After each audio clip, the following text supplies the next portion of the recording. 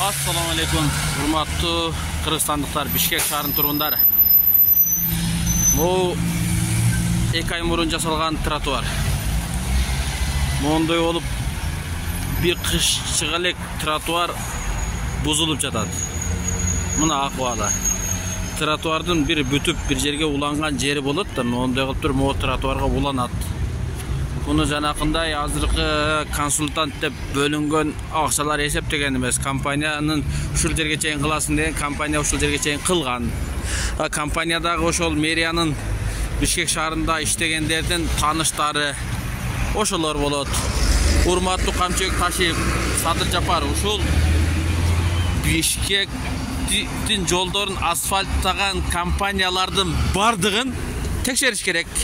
Ким кайсыл жолду жасаган, ал жолдор кайсы канча убакытка чыдаган, ошолордун бардыгын текшерип чыгыш керек. Себеби Бишкекти мында карасак, мындан кийин бардык акчабызды Бишкектин жолун оңдогонго сарптасак дагы Бишкектин жолу оңдолбойт. Себеби бардыгы кыш чыгары менен моундай болуп тешилип баштайт акырын.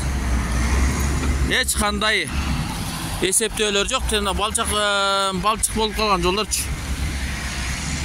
Мына тротуар, жаңы салынган тротуар, келип туруп могул жерден могу тротуарга уланыш керек эле.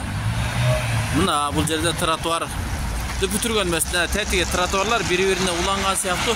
Бул дагы могу тротуар могул жерге келип уланыш керек эле. Ошол жерге чейин кылып таштап койгон.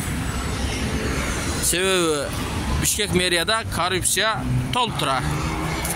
Балдардын оокатынан жейт, жолдон жейт, автобустардан акча жейт. Кыскасын айтканда, жеген да. Кой, элдин акчасын тийбейин деген эч ким жок.